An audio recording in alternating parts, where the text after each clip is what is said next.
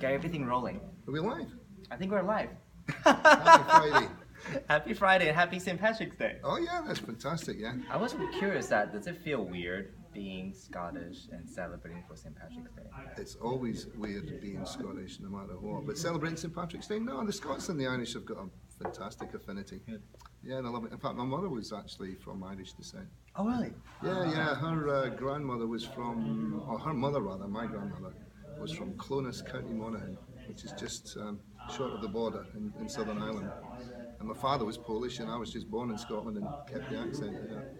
But Awesome. there's no history. All these people that do the genealogy, I can't go back more than one generation out of Scots. I wasn't, derived from Robert the Bruce or any of that stuff. So. Wow, you're a man with lots of mystery and stories. That's awesome. You're not going to uncover them all, are you? Yeah, and we're going to discover a whole lot of that. So thank you for watching this week's Coffee with Kyan. Hope the sound quality is good. Everybody hear that? Give me a thumbs up or give me a little clap. Will be awesome. Sounds good? Thank you all. Uncle Ray. And we have our Uncle Ray Gilbert here with us today. Pleased to be here. Good. So Ray, how was your experience so far coming at IT Works? IT Works, phenomenal. Much better than I ever dreamt of. Here we are. Well, this will be about the 6th month. Came and joined a company in the end of September. I knew it was an exciting opportunity. It was a market that I hadn't been involved in beforehand, but obviously had been in the recruitment industry for many a year. But this is knockout. This is like high-end productivity and a lot of fun on the way. Sometimes all the way up here, sometimes like oh, it's a roller coaster business. I mean, it takes a lot of it just takes a lot of mental strength to deal with. That's the recruitment industry in general. This one's got some highs, but some lows as well. But it's fun. It makes life interesting. Cool. I usually ask this question at the end of most everybody's session. I started that with you because you and I sitting at the little different side of things. We're not exactly on the delivery side of things that obviously seeing that helping all these people making things happen. So before you came here, because I know that you know Gary for X amount of years, right? Well, indirectly actually, not really, because when Gary came over here about 3 years ago, so with the plan to develop the US arm, I was directly or indirectly involved with the British American Chamber of Commerce. And so at that point, whenever there was any inward investment into Georgia or the Southeast, and somewhere along the line, particularly from the UK, I would be asked to come along and meet the people and give them good advice. This is the guy you want to know. Is it? Any folks from the UK? Yeah, well, I mean, it's certainly with regards to international companies coming here. I mean, I'm not involved in politics. I'm not involved in trade and investment. I'm an unbiased source that will tell things as they are. And particularly with UK firms, it was like, okay, let me help you be a phenomenal success and springboard to success when you come over here. And that's how I met Gary. So he'd already spoken with the likes of the Metro Atlanta Chamber or the UK Trade and Investment, and I was, not involved in that market, but over here for 20 odd years and give good business advice, fine tune it, and that's how I met Gary.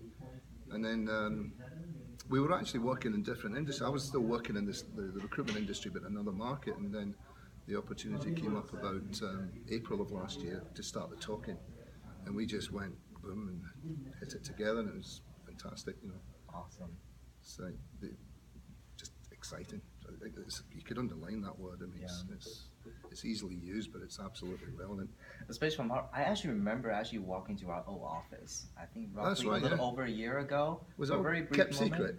It's like, what's he coming in? But obviously we have grown quite a bit, and then don't get me wrong, it's not always rainbows and sunshine. We have gone through up and downs as well. Yeah. So from you have seen obviously Gary's growth. And also his personal development, our professional development, where we are today, and now you've been here for over 6 months. Where we have all rise some highs and lows together. Was your expectation to where you are today? Was it similar? No, I had no idea it was going to be this fantastic. To be perfectly honest with you, I knew it was going to be good because you could feel that vibe when you walked into the office, but I didn't know it was going to be this groove. I mean, we're talking about taking a business from 0 to X million in 3 years, and maybe up to 100 million in the next 4 or 5 years. I mean, that's incredible growth. Who doesn't want to be part of that? Yeah. Now, it's going to be a bumpy ride on the way, so that's where I guess I've been brought on to, with yourself, to help, evolve the model. We can't be the same business that's got such a strong 5, 15, leader. 50 people. Well, we can't, so we're going to look at putting in more process without stifling the innovation that makes our business such a success and the people such great entrepreneurs. That's the balance that we've got to try and find. I'm pretty certain we're on the way. I mean, we're killing it at the moment. Yeah, and a couple of things. The niche, IT focus, that area that we focus on, and also everybody doing full desk. Yeah, I think that dealing with the first one, if I look at the I mean, I've been in this business for 35 years, and if you look at what's that special thing that's happening, what's causing us to be so successful, and it does boil down to that particular market. This isn't meant as an advert for a company. It's absolutely correct. If you can become, as we are developing, people consultants who can become absolute experts in a particular niche market, nobody will compete with them. Nobody. And that's what companies and that's what candidates are looking for. So it's not that anybody else can't do it, because that's not patented. Yeah. It's just that it's go and deliver it. So all we do here is, if I had to simplify it, is we have a process that finds above average people, quantifiably above average people. We find out what their development needs are, which are all slightly different, and that's where you come involved in particular, and we deal when we develop them. Then we create a phenomenal environment for them to work in. I mean, there's a good reason why we've got a pool table and a table tennis there and a gym in the background, and create an environment where people want to flourish. Yeah. And then with that, off you go and deliver phenomenal results for your colleagues and your candidates and your clients. And be brilliant. That's it. Yeah, honestly, really. that is the model. Now we need to make sure that we're not kidding ourselves. Yeah. That we're actually doing that, and I believe that we're doing. That's why we're getting 100% growth per annum. It's not shabby. Fun to be with. Awesome. I'll take it all day long. it's like got lucky on that one. Yeah, and we have lots of exciting opportunity coming up. So please give us a call, 678-291-0081, looking for obviously recruitment consultant opportunity. So with that being said, I want to talk to you a little bit more about your recruiting, especially staffing experience. And before that, if you don't mind me diving a little bit more, start a little bit more on your personal story about your family and such. Okay. Can you walk us through, because I've heard this from several people asking about, that's quite a journey coming from the UK. And it's like we have several people relocated from the UK within the past couple of years. What was your experience like? I don't know. I mean, I know that I came up through the ranks from being in the front line where I was dealing in what was regarded as, or talked about as being the temp business and the clerical light industrial model. And I started at a desk like everybody else with one temp. That was my annual revenue. Hazel Parvin. I remember her well. Hazel, if you're watching this, Ford Motor we'll Credit find Company, you. 2 North St David Street, Edinburgh. That was the address. So that was my annual results, and it's like go and grow the business. So I learned, the industry and certain market sectors, particularly the likes of manufacturing, the food sector, and distribution. That was my niche market at that time. And as we went through the growth period that was, late 80s and early 90s, we're opening up new offices all over the place. We started to develop some of the direct hire, permanent placement, headhunting type model. But it wasn't the dominant part of what we did, nor was the IT market. The principles are still the same. If you want to differentiate yourself, go and do the basic stuff fantastically well. Right? Nobody's going to buy a product that is shabby for any continuous period of time. So you've got to get the core stuff correct. Anyway, as we carried on, there came a point where I wanted to start a new life in America. We had already, as a company in the UK, bought Talentry, as it was called at the time.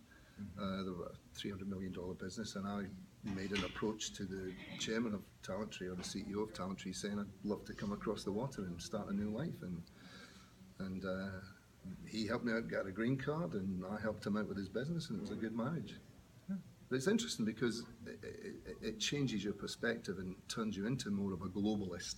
If you look at your heritage, we've got very much a melting pot of a world these days. Absolutely. And that internationalism part of it has got a big value to me. I love it. I just love what's happening to the world and how different cultures work together, and the strengths and weaknesses and the melting pot that we've even got here.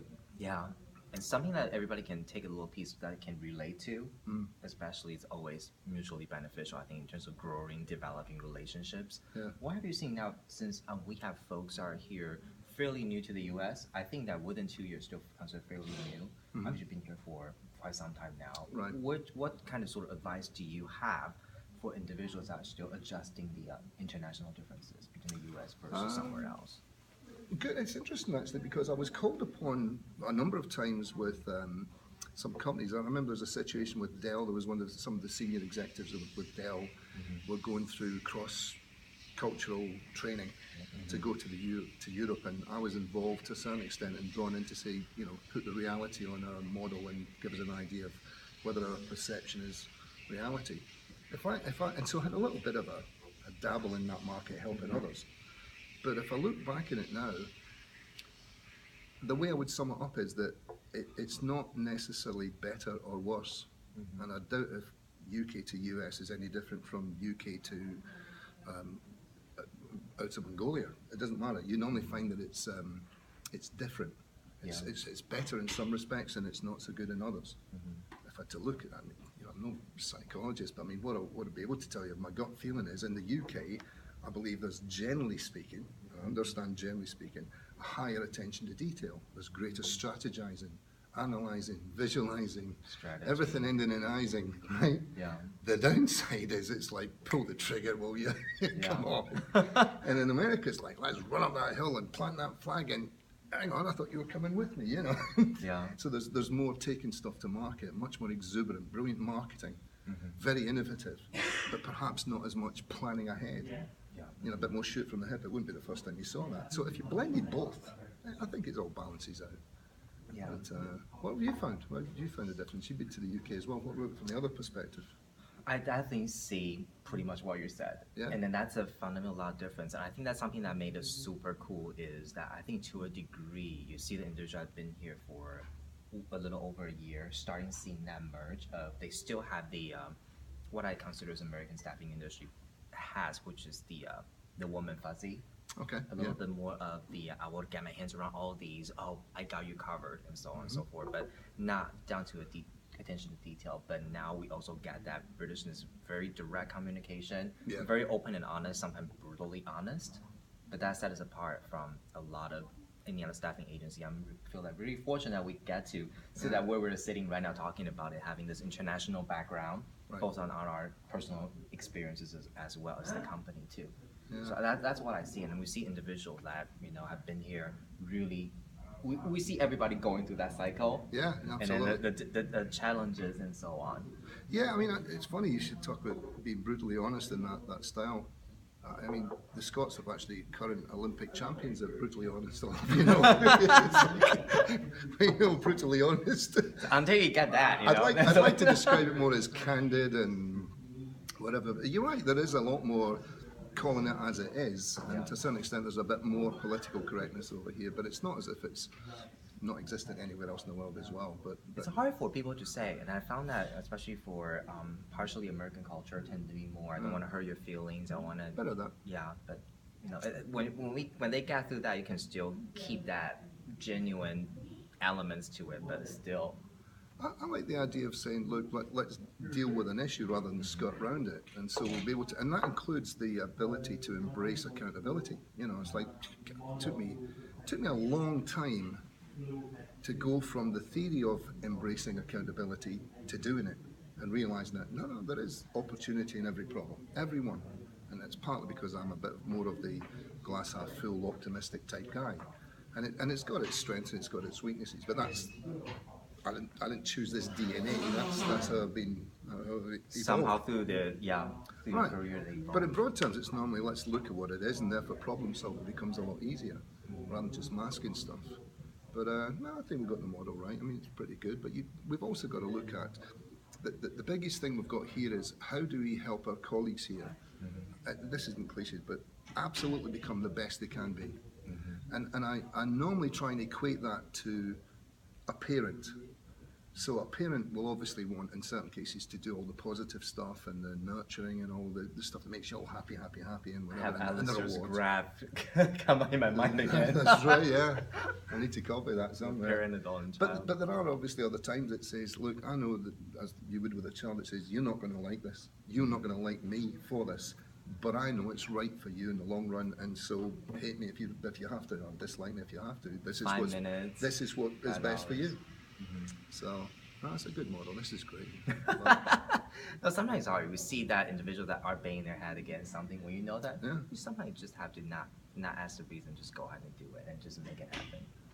Yeah, not necessarily one of my biggest skills. I mean, or strengths. I mean, I normally want to keep, explaining all the time in a sort of verbose manner, but hopefully I'll make more good than bad in the world, So with that being said, I know that several people have this question for you as well. I hear you ask about this question in all the interviews. Oh, yeah, go on then. So I think that throughout your transition from the UK to the US, and obviously going through alteration at different type of settings and capacities, what have you considered as the high moments? The high moments? Yeah. That you look back, well, I cannot believe I did that. It could be a I very cannot believe I challenging- did that. It could be a challenging time, and then turn that into, it was a high moment that I accomplished that. What would those be? I'm a fairly analytical type, so it's easy for me to pick up on results, knowing that behind the scenes there's all these different actions that have taken place by many people to get there. So that's just my typical analytical style, and say there are some weeks where we had targets beaten, in fact absolutely hammered, on a consistent basis from having come from a much more volatile environment when we first got here. That's a more recent specific thing within IT Works. If I look at the whole career path, I had a buzz meeting up with a guy that became my mentor, a guy called Tony Byrne, who, rest in peace, is passed on, but he's like Mike Walmsley, who we look at as being a guru for our industry. And meeting Tony and Doug Bugey, who was with Norman Broadbent, and we were like, our company in the UK were guinea pigs for the model where they would find our staff members or consultants and take them to really dizzy heights by emulating what the pinnacle performers in the world were doing. How they were experts in acknowledging what's a really fillable, useful vacancy and what's a candidate that sparkles, that they can make sure can be placed. And that's where our industry is. And I hark back to, I got a buzz, and it still stands with me to this day, about meeting him and learning the process. And the beauty of it is, it's the simplicity of it at the end of it. Again, it's like, duh. That's it. Yeah. I used to use the joke that said, I have a philosopher called Homer that I like to follow. Not the Greek guy, Homer Simpson. Yeah, it's like, blinding glimpse of the obvious. Oh, very cool. But that was important to me. Now, from where we are, you've been here for 6 months. Yep. Plus the 6 month plus, what are your goals and aspirations? I think this may be something that people are curious about. Well, I guess there's two angles to that. One is a business goal, and I think I touched on that earlier on. I'd like to, over the next, say, 5 years, is help develop our business to $100 million. I don't think it'll be purely what we're doing here at the moment. We might have to move into other markets, we'll move into other parts of the world for that matter. We might have separate businesses set up, but between us, I think it's absolutely achievable that's where we'll be. I could do the math, and it's like, yeah, absolutely. We just need to, we're well on track to start with at the moment, but we need to map out that journey. From a personal perspective, 30 odd years in the industry, goodness me. I've only got so many more years left before I'm drooling. I started drooling, I'm not there. Still young guys. Some actually just got in Georgia Tech. Well, oh, that's right, yeah. It's exciting. All right, Max. Hey. And I've got a daughter, Hannah, who's at UGA, so really proud of both of them, and another couple coming behind the scenes. They're doing fantastic at school. On the maps. Yeah, absolutely. But now from a personal perspective, leaving a legacy. I'm at a stage where I didn't mean to mention the age thing as a morbid thing. It's like, no, I'm looking at, there's a certain period of active work that I'll have, and I absolutely want to leave a legacy where others can look and say, bang, he took it from there to there and it helped us out. And go back to the original point that says we help people to be the best they can be. That's the radar. That's what keeps us on track. That's exactly what we need to do. We just need to define what's meant by it. That's exactly, that would give me major buzz. Are you in that path of defining where that legacy is, as well as we progress to the next phase? Nah, I just came up with it. Oh, lovely. I didn't say I had the path worked out, but no, I've got a framework on where I believe it can go, but it's what we're doing here at the moment anyway. It's a perfect, it's just a perfect model to be able to do that. Yeah. I firmly believe that. But the detail of it, no, it's like you're going to climb Mount Everest. There's going to be 6 bases and whatever, but I haven't decided who's carrying the chocolate in what pocket. There's detail to come, and we can enjoy the journey. But bringing out the best in people, I'm a quantifiable guy, and knowing that it happened.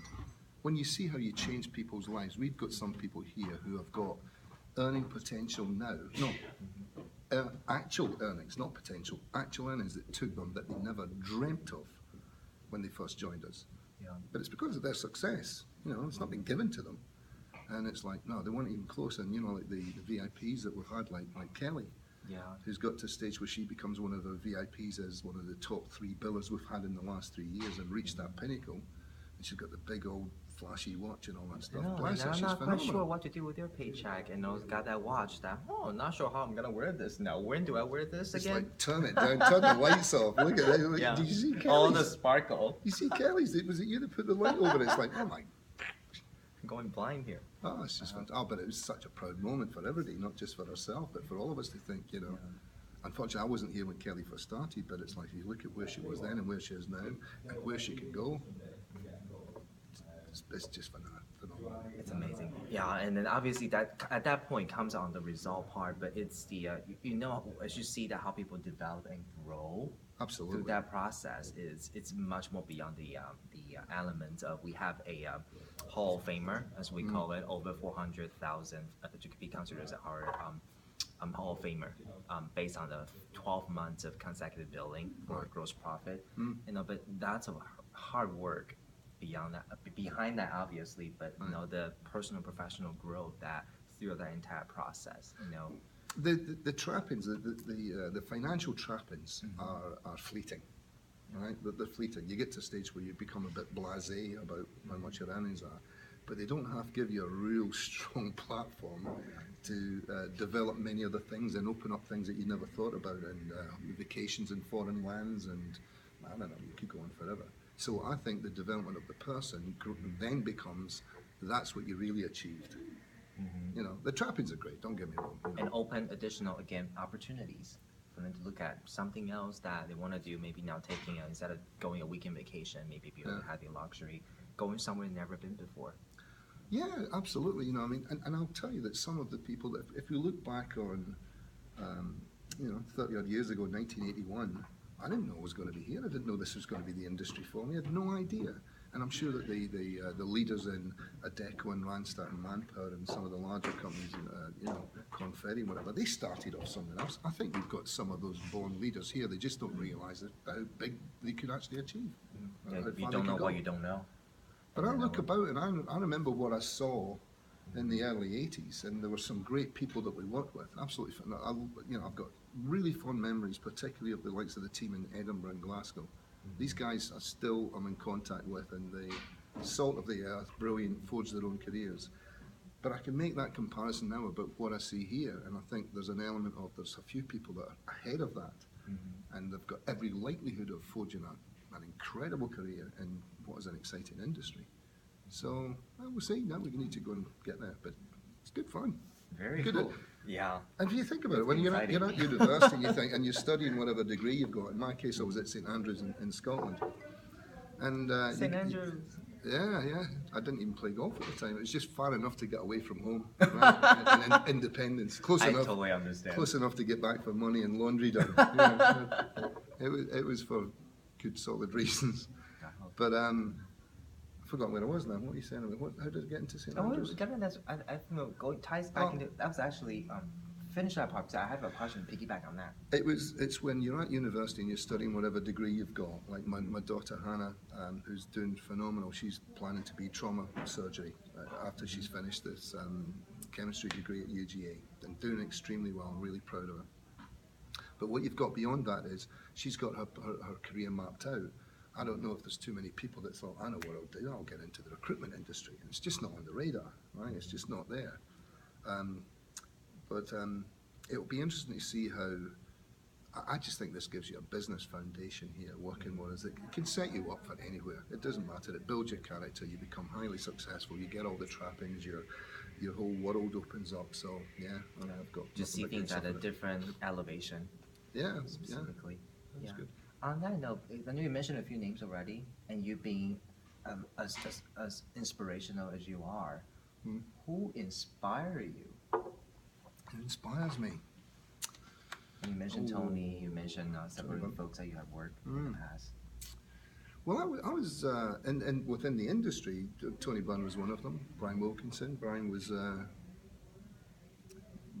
my, I think I was Brian's first or his second recruit, and he ended up becoming on the main board of Randstad. He's now, CEO and chairman of Matchtech in the UK. But I go back to the time when he had just left Pedigree Pet Food. He was a student, and I was his first guy working with him, and we had 14 fantastic years together. So I still look to Brian as being a mentor in that respect. And there's a guy called Peter Wakeham who came from outside our industry.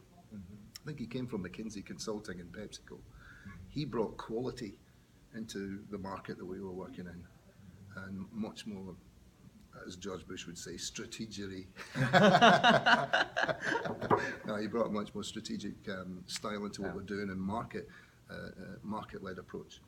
And what we've got here is that taken to the nth degree by being really experts in a niche market, which is what gives us our strength. Is this recorded? Will people hear what our secret is?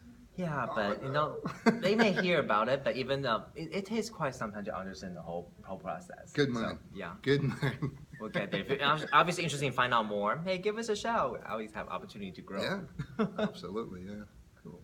So with that being said, this is what I did. I would like to continue the next subject. It's called a surefire challenge to you. Oh my goodness. You're my first guinea pig. So what happened is, within the past 24 hours, I've asked individuals on my Twitter account at Coffee with Kyan, and then to create a list of questions they'd like to ask with the hashtag AskRay. So with AskRay, within 24 hours, become one of the populist topic in the United States. So with that being said, I'm gonna go ahead and give you. The camera's going off, the mic's going down. Yeah, come on. So I'm gonna have a list of questions for you to answer. Okay. Go on. All right. First one, what's your dream car? What's my dream car? Yeah. Lamborghini. Lamborghini. What color? Green or yellow. Something crazy like a Lamborghini. All right. If you could have dinner with one famous living person, who would it be? Living person. Living person. Oh, that's a tough one. Who would it be? I don't know. Come back to that. I'll give you an answer.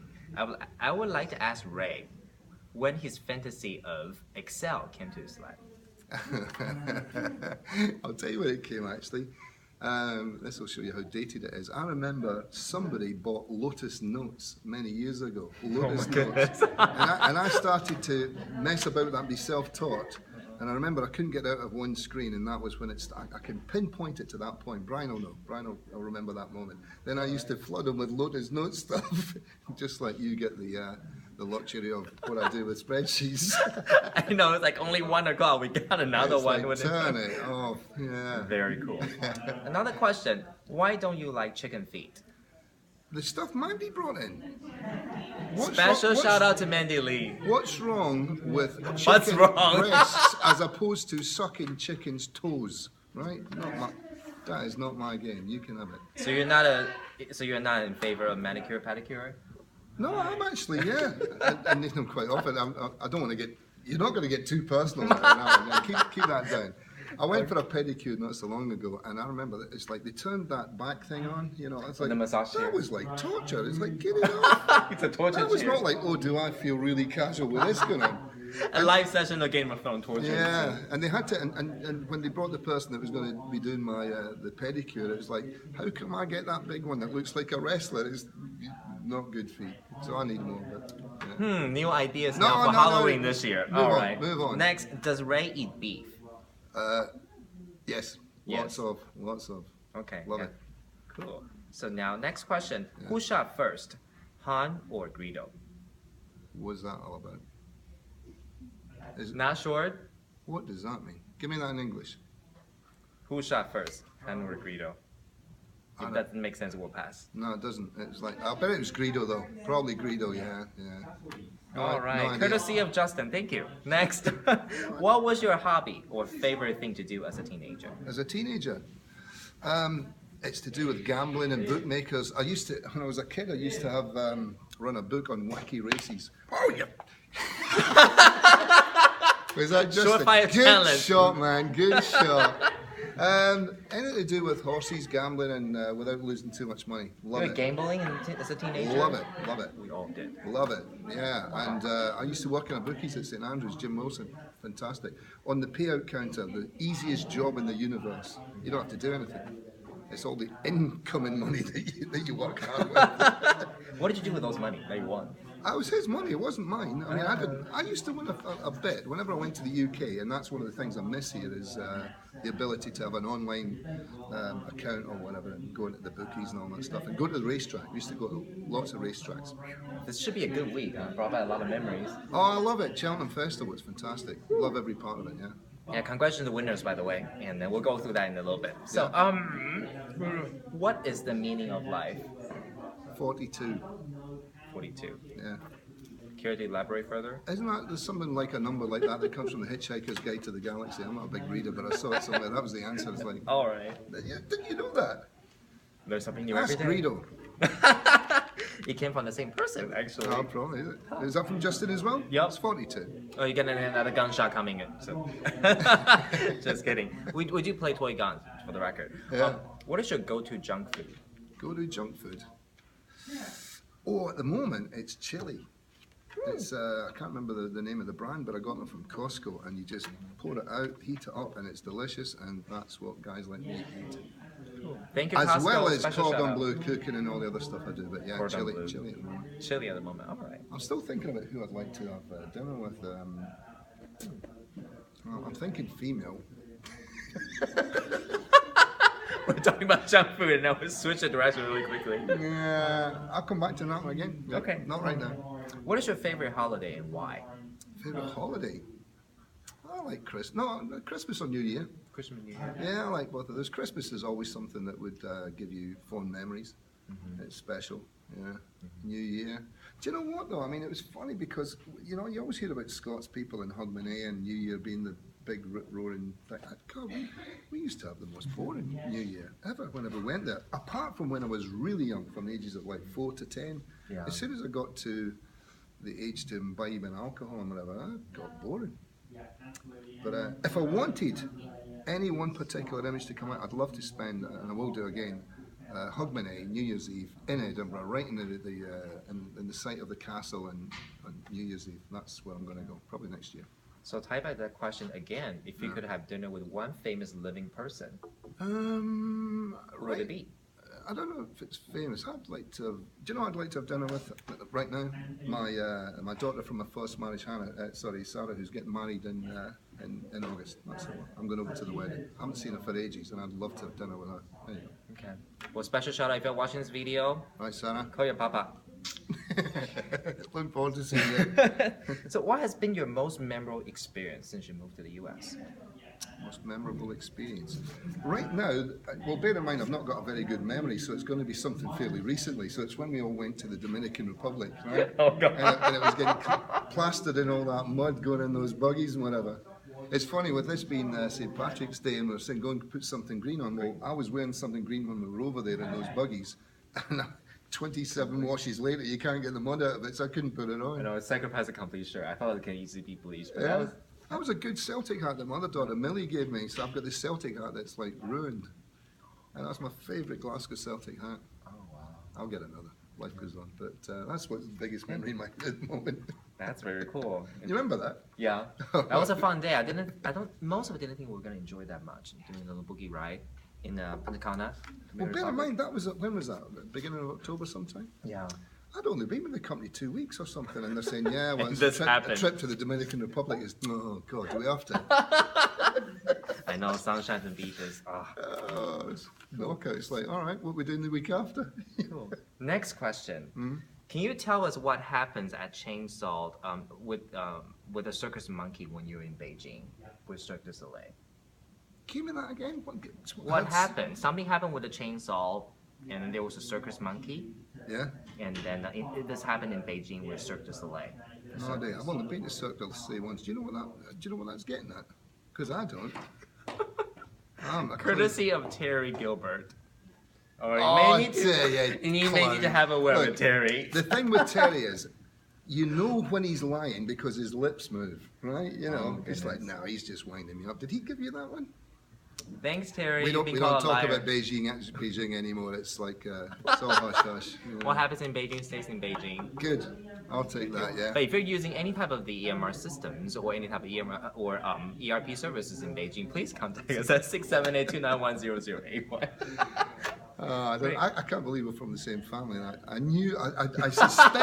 suspected he would come up with something idiotic like that. What a brother. That's brothers for you. Good man. Thank you, Mr. Gilbert.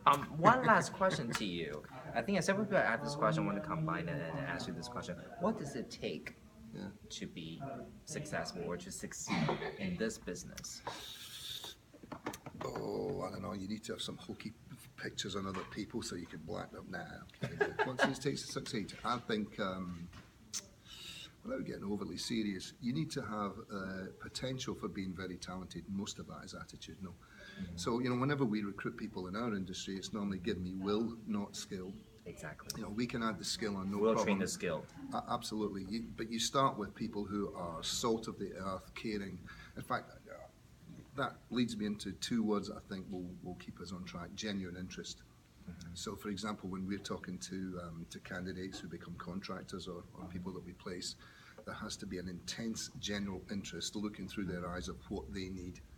Not just in words, not just in how you do it, but in every aspect of what you do. And then the second part is show the same genuine interest in your clients and the customers that you're working with. You get that, you'll not be far wrong. So you have to have commit to that. Yeah, you see, I mean, that's just me. It's like when people I remember when there was the evolution of the expression, have a nice day, right? It was very much McDonald's or American or whatever, everybody's right? just saying it. But if there's no heart in it, it has the opposite effect on me, right? It's like, it was cosmetic. So we look for people who show their heart, who have got the right character traits, and gradually show them how to be gracious yet assertive, show a genuine interest in them and get them to be all they can be. We can do that part. Yeah. That's what it makes. I don't think it's anything to do with technique or otherwise. Yeah. Not at all. The mindset and attitude is so important. And I think during our recent collaboration session with the UK folks, even Kate, as well, she's been in the US for a couple of years. Yeah. She said, why do people always ask for what's up or how are you doing? And walk away and carry on and not answering anything. So, I think that basically means hi. Yeah. So, but then, where's the genuine interest? But if I look about me here, there are, we want people who make a mixture. I use the expression a melting pot. So we've got a melting pot of male, female skills, nationalities, belief systems, whatever. There's a good blend there, and we need to look at how we knit that into something exciting, right? Yeah. But they've all got that thing, and you would actively say, I believe they could easily become family and treated in that manner and be viewed as family, not just, again, not the cliche, but they're the type of people you'd want to be with. And that's what I think is evolving from the selection process that you've developed over the period of time. And it's hard to be consistent at doing that continuously before they can become an expert at doing what they do. Yeah, but it's like big proud moments when you see how far people come along. Yeah. Big proud moments. Yeah. And gain that credibility. Am I framing too much? I'm trying to stick the 5 C's in there. Because I have to look back there and say, what are the commitment and what's the order? I think we kind of touched on that. But it is actually very relevant, and it's actually core. The culture of what we've got here is core. There is process as well, don't get me wrong, but the culture of what we've got here is what's core to our success. From that, you create the right environment where people want to come here, and it goes on. So give us a shout. Yeah, call me. Thank you, Coffee with Kyan, Rick Gilbert. Oh, my It's man. a great pleasure. Oh, Thank thanks, you so Kyan. much. Right. And then happy St. Paddy's Day. What do you have to say for the folks who are selling St. Patrick's Day? There you are now. Bye-bye. See you guys next week. All right, Thank you. take Any care. questions, give us a shout. Thanks, Kyan.